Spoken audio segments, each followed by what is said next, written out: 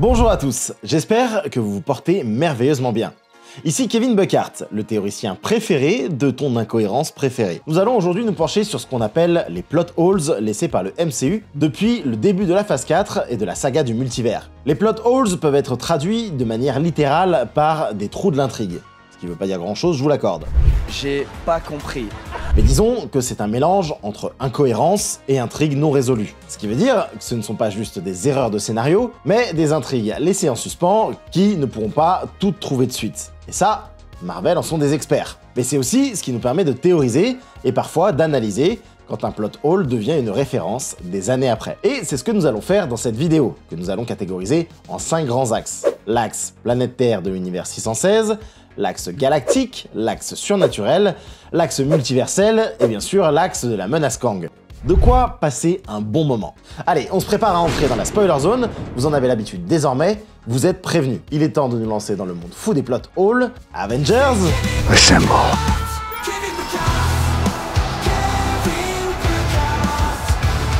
Après 16 ans de films et séries au service d'une seule et même narration, Marvel a ces dernières années un peu pataugé dans la semoule. En même temps, alors que la saga de l'infini tournait globalement autour de la même équipe, celle des Avengers, et vers le même but, la menace de Thanos, la nouvelle saga du multivers, elle, ne semble pas vraiment savoir où elle va. Et c'est le souci global de cette saga. Nous sentons certes que le multivers est en toile de fond, sans jamais réellement comprendre ce que ça implique. Mais en parallèle, évoluent des histoires qui paraissent toutes décorrélées les unes des autres, voire même des histoires qui semblent vraiment peiner à concrètement ouvrir de nouvelles voies. Malgré tout, mis bout à bout, nous pouvons commencer à imaginer le MCU de demain. Dans cette vidéo, nous allons nous concentrer sur ce qu'il se passe sur la Terre dans l'univers 616, qui encore aujourd'hui est l'axe principal développé par le MCU de Feige. La disparition des plus grands Avengers a fait perdre à Marvel bien plus qu'on ne le pense. Certes, nous sommes tous orphelins de Tony et Steve, mais les personnages restants, eux, le sont encore plus. La phase 4 étant presque une phase de transition, voire de transmission, du MCU pré-Endgame à celui des nouveaux personnages. Même si nous n'allons pas procéder de manière chronologique, commençons par Wanda. Elle qui a ouvert cette saga. L'histoire de Wanda est tragique. Déjà à l'époque, le personnage a la vie la plus difficile, son monde s'est arrêté en même temps que celui de Tony et Steve. Oui, Wanda a toujours été très liée à ces deux personnages. Tony étant le responsable de sa condition par son armement, il a ensuite toujours tenté de la contrôler. Quand Steve, lui, a pris le rôle de mentor pour elle. Et je proposerais que Wanda et vous soyez réintégrés. Wanda? Pourquoi Wanda? Elle va bien. Elle est consignée dans notre base. Vision lui tient compagnie. Oh, c'est pas vrai. C'est toujours pareil. Chaque fois que je crois que vous avez compris quelque chose... 50 d'hectares, une salle de projection, un couloir de nage, franchement, on a vu pire comme protection. Comme protection? Vous appelez ça de la protection? C'est un internement, Elle n'est pas américaine, on n'accorde pas de visa aux armes de destruction. Mais enfin, Tony, elle est Je ne jeune! veux plus en parler! Endgame signe donc la mort de tout ce qu'elle a connu. L'amour, la famille et même son but. Sa trajectoire est depuis une longue descente aux enfers. Dès lors, Wanda a fait place à la Scarlet Witch, qui n'est finalement que l'antagoniste de Multiverse of Madness. Elle qui finit d'ailleurs ce film en disparaissant sous les décombres du mont Wundagore. Et c'est là notre premier plot hole. Est-elle vraiment morte? Je sais que dans l'univers Marvel, si nous ne voyons pas la mort, alors il n'y a pas de mort. Ça a été vrai pour Bucky, pour T'Challa ou encore le Crâne Rouge. Seulement, cette Wanda, corrompue par le Darkhold, n'a plus grand chose à raconter, et je pense que nous la reverrons, mais pas dans l'univers 616, plutôt du côté des X-Men. Une manière pour Marvel de faire un soft reboot avec un personnage qui a déjà subi trop de traumatismes et qui semble irrécupérable. Ce qui expliquerait cette drôle d'apparition de Ralph Bonner en tant que Quicksilver dans WandaVision. Une blague qui avait été plutôt de mauvais goût pour les fans, mais étant donné que les X-Men sont désormais canon dans le MCU, il se peut que Peter Evans soit finalement réellement un variant de Quicksilver dans cette nouvelle version des jumeaux Maximoff auprès de leur père Magneto. Même si je sais très bien que le frère de Wanda est déjà mort dans le MCU. Concernant White Vision, sans Wanda et les Avengers, peu de futur s'offre à lui. Malgré tout, la série White Vision semble rester dans les discussions. Mais alors pour faire quoi? N'étant plus le Vision que nous avons connu, il a disparu avec le reste de l'équipe. On peut donc imaginer, comme dans les comics, le voir se lier à différents projets. Des West Coast Avengers, pourquoi pas, ou encore les Young Avengers. Car de nombreux projets nous présentent les personnages de la jeune équipe de héros. Nous avons vu Isaiah Bradley alias Patriot, Cassie Lang alias Stature, Kate Bishop en Hawkeye ou encore America Chavez, Scar, Miss Marvel et très bientôt Wiccan. On peut même imaginer pouvoir ajouter Kid Loki, Iron Heart ou Philavel. Cette équipe est dans les comics très liée à Kang, puisque c'est une version jeune du Conquérant qui les a unifiés autour des données de Vision, même si pour le moment, c'est Kamala qui semble avoir pris ce rôle dans la post-crédit de The Marvels. Seulement, mis à part cette scène, aucun projet Young Avengers n'est pour le moment en vue. Et les rumeurs semblent plutôt nous mener vers une intégration directement dans un film Avengers. Mais alors, qui sont ces nouveaux Avengers? Sans Shield ni Tony, l'équipe semble totalement relayée au second plan, puisque 5 ans après le dernier film, la seule information dont nous disposons se trouve dans la scène post-crédit de Shang-Chi. L'équipe se compose aujourd'hui de Wong en tant que sorcier suprême, Shang-Chi donc, Captain Marvel et Bruce Banner, tous peinant à recruter de nouveaux membres. En imaginant que Sam Wilson et Joaquin Torres puissent les rejoindre en tant que Captain et Falcon, on peut pas dire que ce soit l'équipe la plus impressionnante qu'on ait vue. En parlant de Captain, l'un des plot holes les plus importants de ce début de saga est la disparition sans laisser de traces du héros le plus important du MCU. Et c'est justement Joaquin Torres qui est le seul à véritablement en parler, évoquant la rumeur selon laquelle Steve est sur la Lune. Il faut que je vous demande parce qu'il y a trop de trucs qui circulent sur le net à propos de Steve Rogers. Certaines personnes prétendent, pas moi, hein, qu'en fait, il est sur la Lune, sur une base secrète, et qui veille sur nous. Mais qu'est-ce que tu fous là? Personnellement, j'ai beaucoup de mal à comprendre la raison pour laquelle ils n'ont pas trouvé une place ou une simple histoire pour expliquer sa disparition. En vrai, une phrase aurait suffi, une version officielle quoi. Peut-être avec un peu de chance, on le découvrira dans le prochain film Captain America Brave New World. Une série qui, encore une fois, termine la précédente saga en jouant sur la transmission plutôt que sur la continuité, puisque ce nouveau Captain semble tout simplement aussi absent que Steve, car même dans les événements de Secret Invasion, où le président des États-Unis est attaqué, Sam n'est même pas mentionné. Bref, mal fichu cette histoire. Mais c'est pas le seul plot hole que nous laisse la série Falcon and the Winter Soldier. Souvenez-vous, l'agent 13, ancien agent du SHIELD, est désormais connu sous l'identité secrète du marchand d'armes, le Power Broker. Une scène post-crédit qui nous montre qu'elle est désormais infiltrée au sein des institutions américaines. Et on y découvre qu'elle propose à un potentiel acheteur d'acquérir des prototypes d'armes. Une scène qu'on a clairement l'impression d'avoir vue il y a des années, tant rien n'en a découlé. Tout comme Falcon and the Winter Soldier, qui se passe officiellement en 2023, alors que le MCU est dorénavant fin 2026. Mais on peut tout aussi bien imaginer qu'elle sera le marchand d'armes des nouveaux super-vilains de l'aspect street level, comme ont pu le faire les équipes du Vautour dans Homecoming. La série entame également le recrutement par Valentina Desfontaines d'une équipe de anti-héros, avec notamment US Agent et Yelena Belova. Des scènes qui devraient nous mener tout droit à Thunderbolt, et espérons-le, à cette gigantesque tête de Céleste dans la mer Arabe, qui est probablement le plus gros plot hole de la phase 4. Puisque oui, à part une toute petite référence dans She-Hulk, personne n'en fait mention. Tout comme la phase d'Arishem dans le ciel de Londres, disons-le. Mais bon. Espérons donc que ces incohérences soient comblées, car personnellement, elles commencent un peu à mériter. Je lui ai expliqué un truc, moi je suis un nerveux. Donc là, à tout moment, ça part en fait. Allez, on enchaîne avec le Wakanda. La mort de Chadwick Boseman a mis Disney dans une situation très complexe. T'Challa devait devenir le prochain leader des Avengers et allait prendre une place de plus en plus importante pour la suite. Seulement, Disney n'a pas su quoi faire au moment de la disparition de l'acteur. Devait-il le recast ou avancer sans Black Panther? Personnellement, je pense qu'ils auraient vraiment dû le recast. Oui, Black Panther est devenu immédiatement un symbole planétaire, et Chadwick avec. Seulement, je pense que c'est Black Panther qui a fait le symbole Chadwick et pas l'inverse. Même si c'est difficile à dire, je pense donc qu'après quelques années, Black Panther aurait dû être recasté. Mais Marvel a pris à la place la décision de faire un film hommage à son acteur décédé brusquement. Une décision que je respecte totalement, mais qui selon moi ne va pas dans le plan du MCU. Ce qui a causé quelques petits soucis. Déjà, concernant la fin du premier film, qui devait nous mener à une sorte de West Coast Avengers. Mais aussi dans ce deuxième film. Encore une fois, nous nous retrouvons encore dans la clôture d'un cycle, une sorte de transition, et on oublie d'aller réellement de l'avant, puisque le film ne nous emmène rien de concret. L'histoire a très peu avancé entre le début et la fin. Le Wakanda est un état sans souverain, avec énormément de plot holes. Le premier, le plus évident, est la scène finale où M'Baku se retrouve sans challenger dans l'arène des chutes d'eau, faisant logiquement de lui le nouveau souverain du Wakanda et potentiel Black Panther. Enfin, on imagine. De la même manière, que va-t-il advenir du petit T'Challa? Est-ce qu'on va devoir attendre encore 10 ans pour imaginer le voir reprendre le titre de son père? Sans compter que Shuri semble avoir abandonné son poste. Elle, qui pourtant possède aujourd'hui encore officiellement le titre. Bref, Black Panther Wakanda Forever ne répond pas aux enjeux et nous offre une nouvelle transition vers l'inconnu, laissant la menace Namor dans le flou, car avec la saga du multivers, nous ne voyons pas vraiment comment Talokan et le peuple des eaux pourront prendre plus d'importance. Sans oublier l'introduction d'Iron Heart, qui semble avoir été mis là, puisque le film se base presque intégralement sur des héros féminins et noirs. Ce n'est pas une critique, mais simplement un fait. Les méchants sont des hommes, les gentils sont des femmes. Alors que le premier film intégrait un pays africain dans les enjeux du monde, celui-ci se renferme sur lui-même et sa communauté. Une Iron Heart qui du coup est rentrée chez elle et que nous retrouverons dans sa propre série. Mais rassurez-vous, Disney a prévu de rattraper la chose avec 2 séries dédiées au Wakanda, une animée et l'autre non, qui seront officiellement canon au MCU. Une manière à moindre coût de développer l'histoire de ce peuple et de remettre, on l'espère, sur les rails, une nation qui devait être primordiale dans le MCU post-Endgame.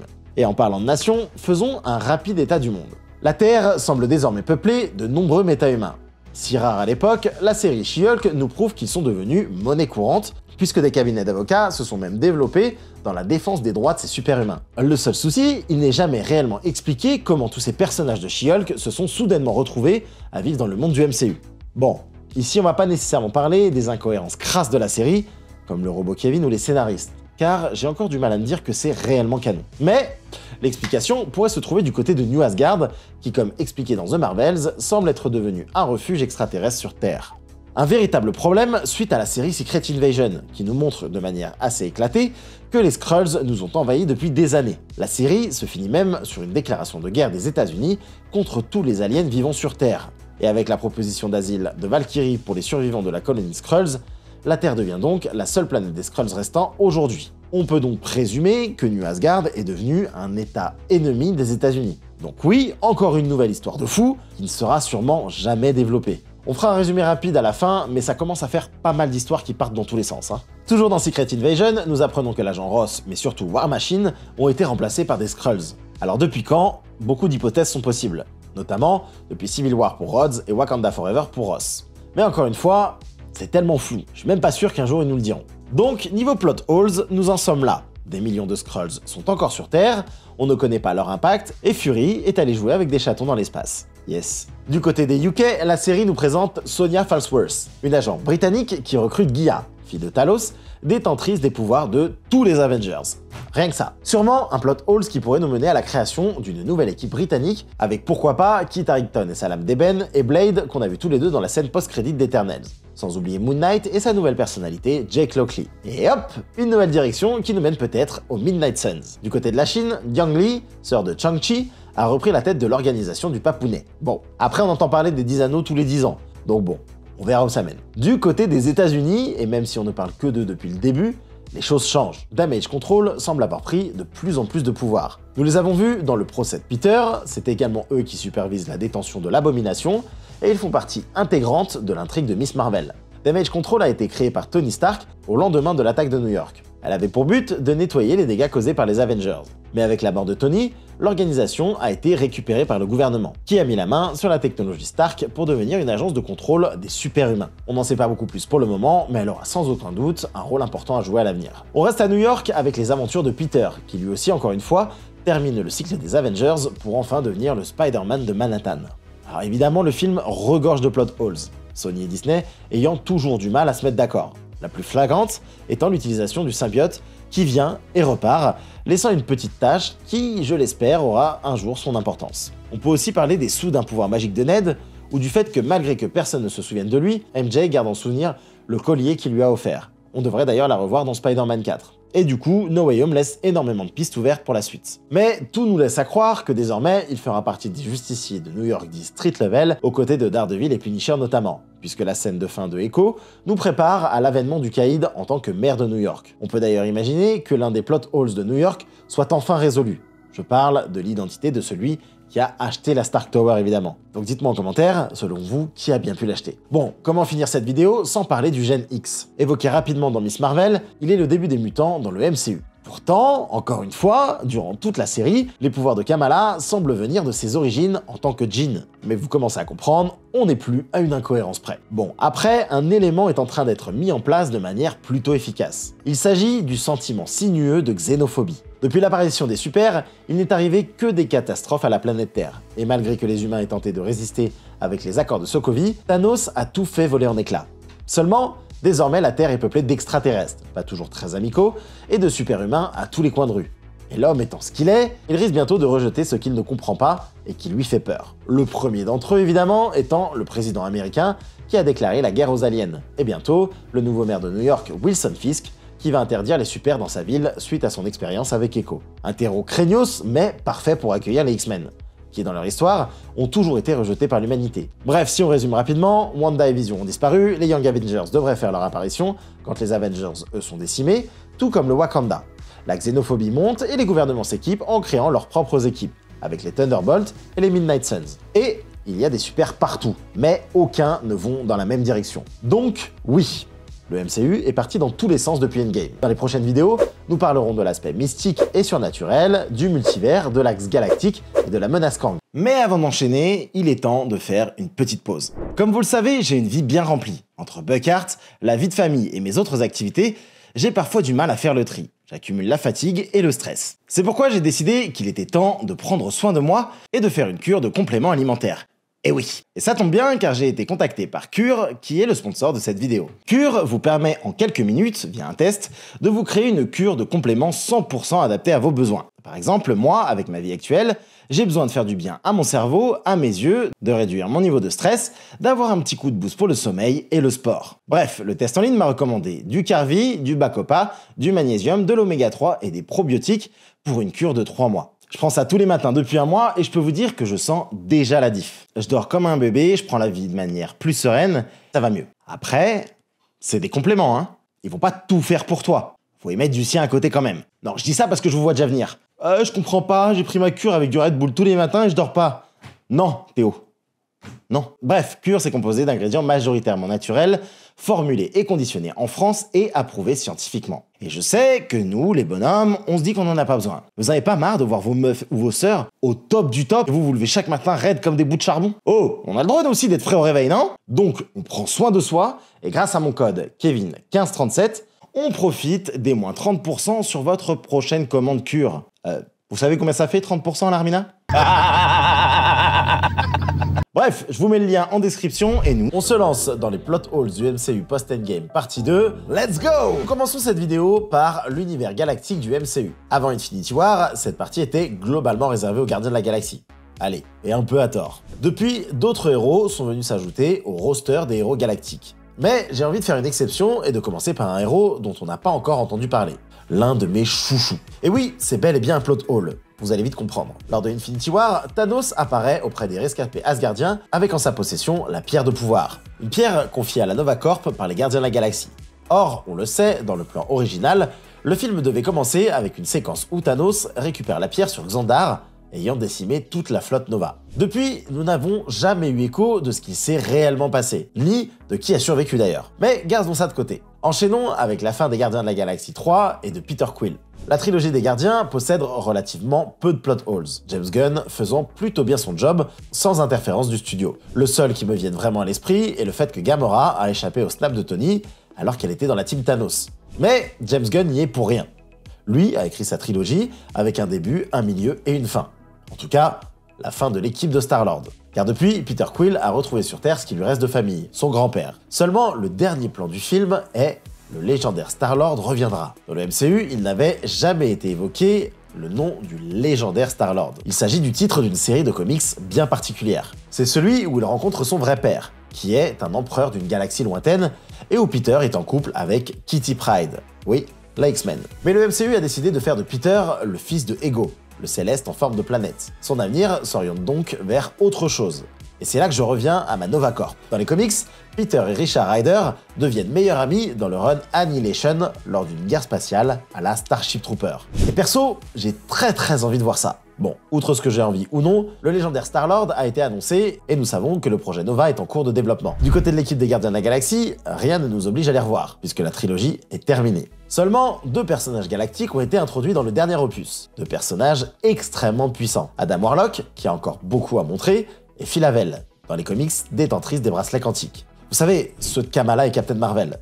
Mais on en parlera plus tard. Même si James Gunn ne reviendra sûrement jamais réaliser un Gardien de la Galaxie, j'ai du mal à imaginer Disney lâcher une franchise qui a rapporté au total près de 2,5 milliards de dollars. Avant de clôturer avec les Gardiens, les scènes coupées nous ont montré que le maître de l'évolution a été sauvé de son vaisseau. Aura-t-il un avenir? C'est possible. Pour rappel, même un personnage aussi important que Ronan l'Accusateur ou la planète Ego ont été détruits sans hésitation. Il se peut donc que nous le revoyions à l'avenir. Du côté des Célestes, il n'y a pas que Tiamut qui pose question.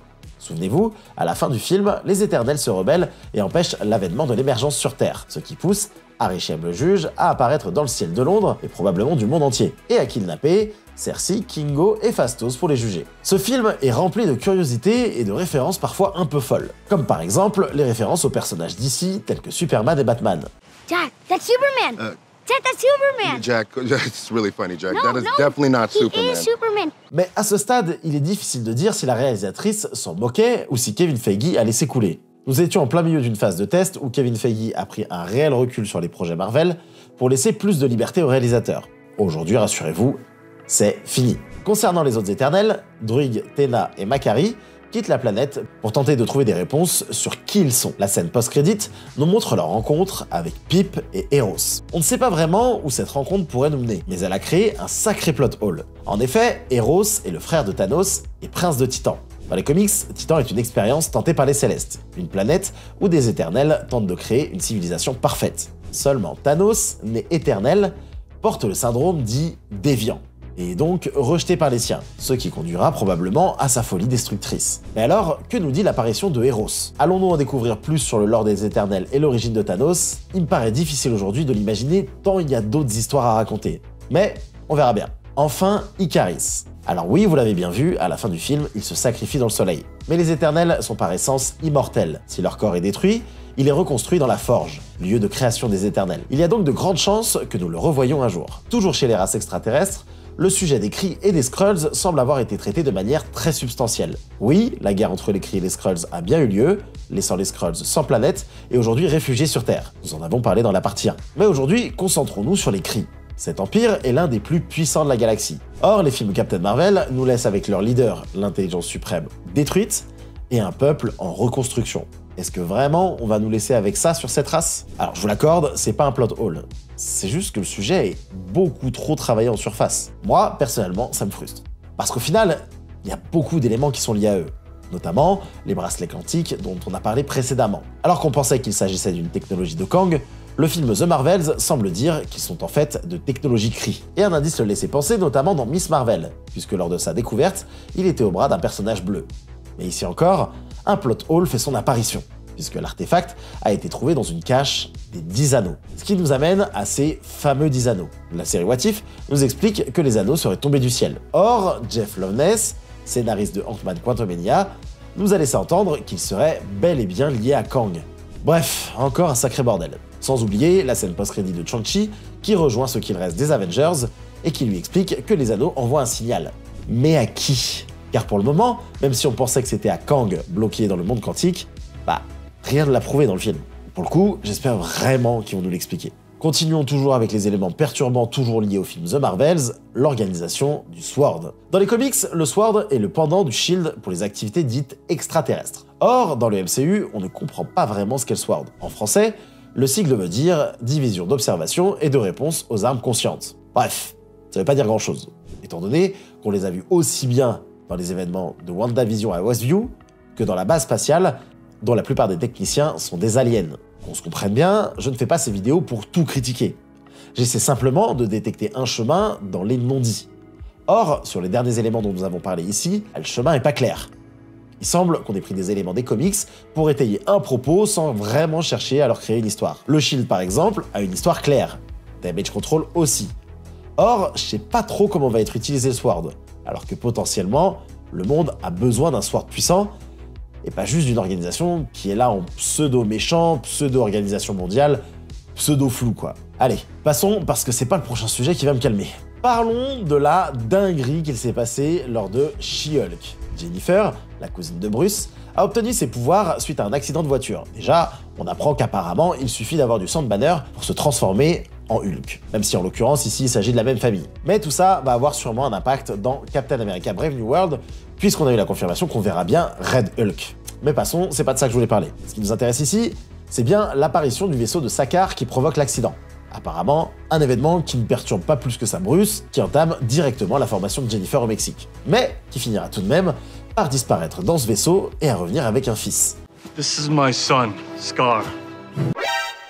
Ah! Alors premièrement, oui, c'est du grand n'importe quoi. Mais ce qui me gêne surtout, c'est que ça gâche totalement l'un des runs comics les plus fous de Hulk. Le run Planète Hulk a été adapté dans Thor Ragnarok, en partie. Seulement, dans les comics, après s'être libéré de sa condition de gladiateur, Hulk devient le leader de Sakaar et dirige le royaume avec sa femme enceinte. Or, le vaisseau avec lequel il est arrivé explose et détruit la planète, tuant sa femme enceinte avec. Il accuse alors les Illuminati d'avoir tué son monde et vient se venger sur Terre, lançant le World War Hulk. Seulement, on apprend que sa femme n'est pas morte, mais qu'en plus, elle a donné naissance à Scar, le fils sanguinaire de Hulk. Et ici, on a effacé toute cette histoire pour simplement nous mener à la présentation de son fils en mode « Hey, check mon tease, BG du 11e !» Alors déjà, mange tes morts, hein?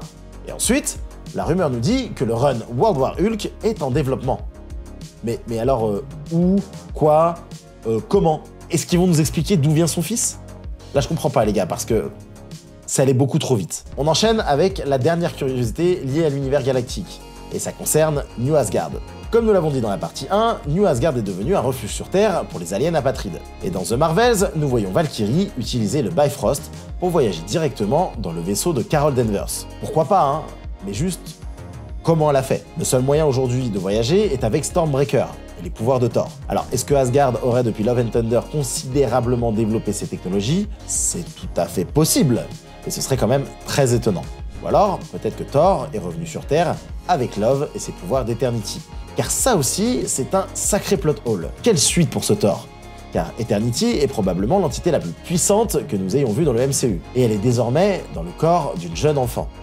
Malgré ce que j'en pense, Thor Love and Thunder a été un succès avec 760 millions de recettes. Et il y aura donc sûrement un Thor 5, avec, on l'espère, un impact sur le multivers et les entités cosmiques. Car dans le film, nous voyons dans l'antre d'Eternity d'autres entités, telles que la mort, le tribunal vivant, l'infinité, le Watcher et bien d'autres. Des êtres cosmiques qui sont maintenant teasés depuis un moment, affaire à suivre. Mais Love and Thunder, c'est aussi une scène post-crédit qui nous présente Hercule, un héros bien connu des lecteurs de comics, puisqu'il est un Avenger. Et il serait absolument génial de voir dans ce Thor 5 un affrontement entre plusieurs dieux. Quand celui entre Thor et Zeus était légèrement ridicule, on veut maintenant un combat de titans. Redonnez à Thor sa badassitude, s'il vous plaît. Enfin, l'un des plus gros plot holes de ce film reste le Valhalla. Non, Jane Foster n'est pas juste morte du cancer. Elle est morte avec honneur en combat. Et est donc envoyée au paradis des Nordiques et des Asgardiens, le Valhalla. Ce qui va nous permettre d'évoquer un aspect introduit dans cette saga, celui des mondes de la vie après la mort. Et jusqu'ici, nous en avons découvert 4, voire 5. Le premier est le plan astral de la Grande Prairie vu dans Black Panther, où les ancêtres Black Panther se retrouvent après la mort et que T'Challa visite lors de son rituel pour devenir Black Panther. Plus récemment, nous avons eu l'occasion de voir une autre expérience de mort imminente avec Rocket, qui semble retrouver ses amis. Est-ce qu'on peut considérer cela comme un monde à part entière? Difficile à dire. Mais nous avons également vu dans Moon Knight le Duat, qui semble composé en 2 parties, avec l'hôpital, qui est une projection du sujet sur le passage au royaume des morts, et le champ de roseaux, qui est le royaume des morts de la mythologie égyptienne. Ici, comme pour Rocket, Steven a réussi à s'en échapper et à ressusciter, ce qui nous amène forcément au Valhalla, et à cette scène où Heimdall accueille Jane Foster. Elle n'est absolument pas anodine. Dans l'hypothèse d'un Thor 5, où les dieux entrent en guerre, il n'est pas impossible de voir Jane revenir en tant que Valkyrie, comme dans le run War of Realms de 2019, avec dans cette guerre qui sait, le panthéon des Égyptiens qui s'en mêle, et la participation de Moon Knight. Mais bon, là, clairement je fabule. Et je vous disais 4, voire 5, puisqu'on peut potentiellement considérer que la dimension de la pierre de l'âme est également une dimension post-mortem. Pour finir cette vidéo, il est temps de parler d'un nouvel aspect qui est teasé depuis un moment, et que j'espère vraiment un jour voir dans le MCU, le paranormal. La magie est jusqu'ici assez présente dans le MCU, mais relativement limitée à Doctor Strange. Un Doctor Strange qui nous a été présenté dans tous les autres univers, comme celui qui a créé le plus d'incursions jusqu'ici. Avec l'apparition de Cléa, Strange part pour la dimension noire afin de réparer les dégâts qu'il a causés. Et c'est aujourd'hui la plus grande interrogation à propos de lui. Nul doute que Strange aura une très grande importance sur les événements qui mèneront à Secret Wars. Mais sera-t-il toujours un héros? Ou comme Wanda et Supreme Strange, va-t-il être corrompu par le pouvoir, notamment celui du Darkhold, et devenir le méchant de l'histoire? Une corruption qui se manifeste via un 3e œil sur son front, nommé l'œil d'Agamotto dans les comics, nous verrons. Toujours concernant le Darkhold, Wanda dit l'avoir détruit dans tous les univers. Or, rien ne nous dit que le démon à l'origine de ce livre, le Dénomecton, lui, ne réapparaîtra jamais, puisque Agatha, elle aussi, a utilisé la magie noire de ce livre pendant des centaines d'années. D'ailleurs, sa série arrive cet automne sur Disney+, l'occasion de plonger un peu plus dans le monde de la magie noire, en dehors des sorciers de Camartage. L'occasion surtout de découvrir cet aspect dont je vous parlais, celui du surnaturel, de l'occulte et du démoniaque. Niveau surnaturel, le projet Werewolf by Night nous plonge directement dans un univers totalement inédit dans le MCU, celui des monstres. Alors, la véritable question qu'on peut se poser est de savoir si ces monstres font partie de l'univers 616 ou d'un autre univers, tant ce court-métrage est un ovni. Mais les rumeurs disent que nous allons bientôt revoir l'homme-chose dans le MCU. Et il se pourrait bien que ce soit dans un projet Midnight Suns, car l'arrivée du film Blade, supposé sortir en 2025, va nous plonger directement dans ce monde. Lui, qui avec Kit Harington représente notre dernier plot hole du jour dans cette scène post-crédit de Eternal. Nous pouvons alors totalement imaginer un film très sombre avec une équipe de chasseurs de monstres composée de Blade, Agatha, le Chevalier Noir, Moon Knight, Werewolf by Night, l'Homme-Chose, Magik et pourquoi pas Ghost Rider. En tout cas, moi, j'adorerais voir ça. Sans oublier que la série Ironheart est toujours prévue et qu'elle nous fera découvrir Mephisto, une entité démoniaque très présente dans les comics Marvel. Bon, nous sommes bien dans la saga du multivers, une notion qui n'est pas du tout facile à appréhender, puisque chaque fois que j'en fais un contenu, je me rends bien compte que chacun a sa compréhension du fonctionnement du temps et du multivers dans le MCU. J'ai pas compris. Mais nous allons quand même essayer. Pour ça, commençons par le commencement, la série Loki. Et c'est probablement la plus difficile à analyser. Car tout ou rien peut être considéré comme un plot hole, puisque c'est cette série qui écrit les règles de la réalité de la saga du multivers et qui par conséquent est difficilement critiquable. Puisque pour le coup, c'est le scénariste qui décide de ce qui est logique ou non. On va donc juste se concentrer sur ce qui me chagrine moi, sans entrer trop dans le technique. A commencer par, souvenez-vous, ma théorie des deux multivers. Car oui, à la fin de la saison 1, on nous montre bien que nous quittons un trou noir pour entrer dans un second. Alors je veux bien que la série soit complexe, mais ce plan reste à ce jour l'un des plus inexpliqués du MCU. Et pour le coup, il est impossible que ce soit juste un élément esthétique d'introduction. Pourquoi ne pas l'expliquer? Je vous jure, j'y pense encore dans la douche. De même avec la saison 2, nous ne savons toujours pas si les actions de Loki font partie ou non du plan de celui qui demeure. Loki a-t-il gagné? Pour le moment, Internet est très divisé. Il y a ceux qui pensent qu'il s'est sacrifié pour sauver tout le monde, et que son histoire est terminée, genre rideau. Et moi, non, je peux pas y croire. Sinon, je comprends pas bien l'intérêt de tout ça. Du coup, je pense qu'il a juste joué au jeu de celui qui demeure. Et que tout ça est très loin d'être terminé. Faites une pause dans la vidéo et dites-moi en commentaire, vous, quel est votre avis là-dessus? Non, mais allez-y. Prenez le temps, je vous laisse quelques secondes, allez-y. C'est bon? Allez. La série nous laisse également avec deux petits plot holes qui, on l'espère, seront comblés dans le prochain Deadpool. Le premier est le rôle du TVA et des autres personnages. Désormais, le rôle du TVA est de scruter les variants de Kang dans le multivers pour empêcher la guerre des Kang d'éclater. Et la suite de cette histoire, normalement, se déroule dans Deadpool et Wolverine. Mais, quel va être leur rôle après? Pareil pour Sylvie, qui doit absolument revenir en tant qu'enchanteresse. On peut pas la laisser là, comme ça. De son côté, Ravonna est censée être celle qui a permis à Kang de dompter Alioth. Elle, qui a fini dans le Void brouillé par X5.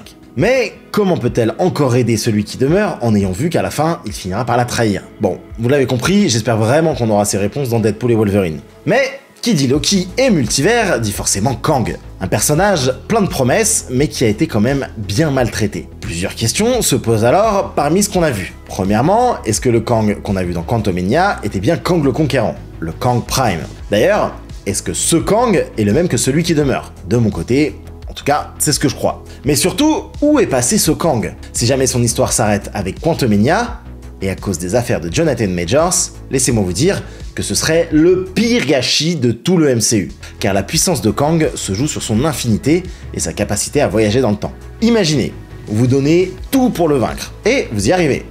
Mais il s'échappe dans le temps et revient la seconde d'après, reposé, surarmé, méga fit, et en plus de ça, il a ramené 200 variants à lui. Bah ouais, parce que la force de son pouvoir, c'est qu'il peut partir se reposer 4 ans et revenir à la seconde près dans la bataille où il a été vaincu. Et ça en fait pas le méchant le plus stylé franchement? Non, ils ont pas le droit de ne plus l'utiliser, impossible. Mais alors venons-en aux faits, et à cette scène du Conseil des Kang.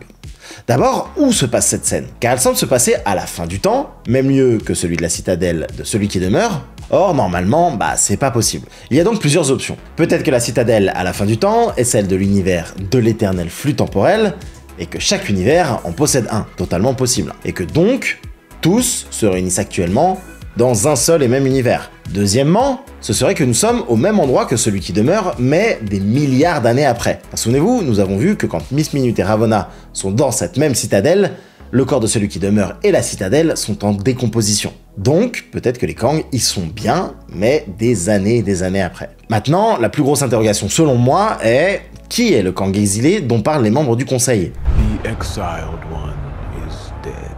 Est-ce que c'est celui qui demeure, celui de Quantumania, ou encore un autre? J'arrive pas à en être certain. Espérons qu'on aura la réponse dans Avengers 5. Bref, nous avons passé cette première partie, et désormais concentrons-nous sur les événements qui se sont passés à travers le multivers, ou en tout cas, du peu qu'on en a vu. Déjà, dans Multiverse of Madness, l'univers 838 a longtemps été considéré comme l'univers de référence qui ferait face au 616. Ils sont similaires à la différence près que le 838 avait toutes les équipes.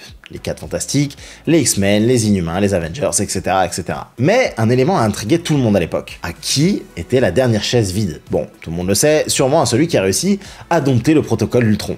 Autrement dit, un variant d'Iron Man. Et évidemment, tout le monde ne rêvait que de le voir. Mais surtout, l'univers 838 s'y connaît beaucoup mieux en multivers que le 616, puisque c'est eux qui savent que Strange vient du 616 et qu'ils ont même une porte qui mène au Gap Junction, une passerelle entre les univers. Bon, notre Strange et Wanda ont causé le massacre des leaders de toutes ces équipes. La logique voudrait donc qu'ils viennent se venger. Mais malheureusement, nous ne le verrons sûrement jamais. Marvel ayant décidé de ne plus aller dans ce sens. Et je trouve que c'est un énorme gâchis. Dans ce même film, nous voyons à la fin Strange être interpellé par Clea pour aller corriger une incursion. Les incursions ont été très rapidement expliquées par Reed Richards du 838. An incursion occurs when the boundary between two universes erodes and they collide, destroying one or both entirely.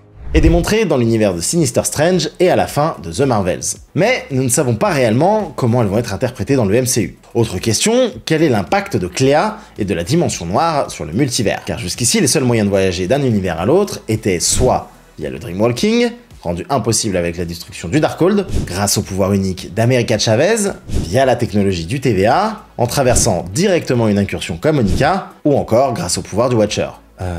C'est déjà pas mal en fait.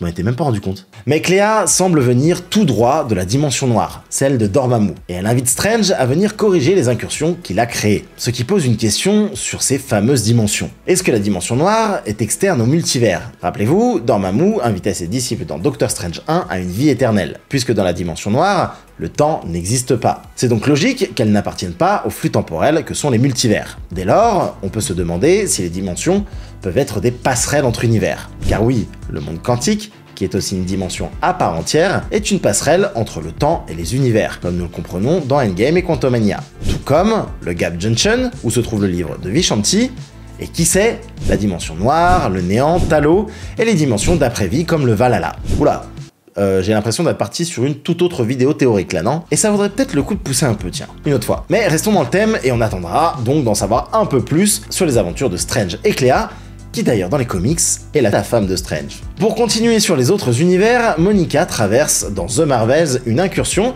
et se retrouve dans un autre univers, où elle rencontre notamment sa mère en binary et des X-Men. Alors, je sais pas vous, mais moi je suis vraiment impatient de savoir si ces X-Men seront ceux de notre MCU, s'ils sont ceux de X-Men 97 ou d'autres choses rien à voir. Mais va pas falloir nous laisser là-dessus les amis, hein. On veut en savoir plus. Car côté X-Men, il existe toujours ce mystère à propos du 616. Pourquoi l'équipe des mutants n'est-elle pas présente dans le MCU? Je vous préviens, le premier qui me dit que c'est à cause des droits nanani nanana, il prend une gifle. Ça va chauffer. Parce qu'on voit que les mutants sont présents, mais aucune équipe super-héroïque en vue. Et me faites pas croire qu'avec tout ce qui se passe en ce moment, la blague de Ralph Bonner dans WandaVision n'aura aucune incidence. You're Ralph Boner? Boner. Oh, c'est nul. Personne n'aime ici, ok. Car quand on y réfléchit, maintenant que les X-Men sont canons, ce Quicksilver existe bel et bien dans le multivers. Il n'est donc absolument pas anodin que ce gars se retrouve avec les pouvoirs de Quicksilver aux côtés de Wanda. Pas à nous, Fab. Alors oui, je le sais, les scénaristes nous expliquent que dans le deuil, avec le temps, les visages s'effacent et le chagrin nous pousse à tout croire. Mais non, pas à nous, Fab. Surtout qu'on sait que les enfants de Wanda, qui n'existent que dans d'autres univers, vont finalement arriver dans le MCU. Bon, en tout cas, c'est le cas de Wiccan dans la série Agatha. Bref, c'est potentiellement juste une vieille blague, mais pour moi, c'est un véritable plot hole. Et il faudra nous expliquer pourquoi les X-Men existent dans tous les autres univers, sauf ici. On finit cet épisode sur les plot holes, qui est décidément très étrange, avec les épisodes de What If. Alors qu'on peut considérer qu'il ne s'agit que d'une mini-série sans importance, il semblerait que chaque épisode soit bien une histoire qui se déroule dans le vaste multivers. À la preuve avec la fin où nous voyons l'Yggdrasil de Loki. La question est donc de savoir si nous allons un jour voir le Watcher interagir dans le MCU, même si on l'a déjà vu dans les Gardiens de la Galaxie, et surtout si ces gardiens du multivers vont avoir un rôle à jouer dans Secret Wars. Car intégrer Yggdrasil nous montre bien que tout est lié. Et là, tout est possible. Du retour de Thanos au retour de Tony. Mais je vais m'arrêter là, moi. Cette série de vidéos m'a un peu dérouté. Plus on avance, et moins les plot holes sont évidents à déceler. Car le multivers est finalement la meilleure excuse pour faire n'importe quoi et dire « ça va, c'est le multivers ». Je pense d'ailleurs que c'est bien plus facile de repérer les plot holes encore existants dans les 3 premières phases, où pour le coup, c'est expliqué ou non. Il n'y a pas d'histoire de variants, de voyage dans le temps, etc. D'ailleurs, si ça vous intéresse que je me penche sur le sujet pour en faire une vidéo un jour, n'hésitez pas à me le dire en commentaire. C'est la fin de cette série. Si ça vous a plu, n'hésitez pas à me le dire en commentaire et à lâcher un petit pouce. On se retrouve très vite pour de nouvelles théories, et surtout, n'oubliez pas d'être curieux, il paraît que ça rend heureux. Ciao!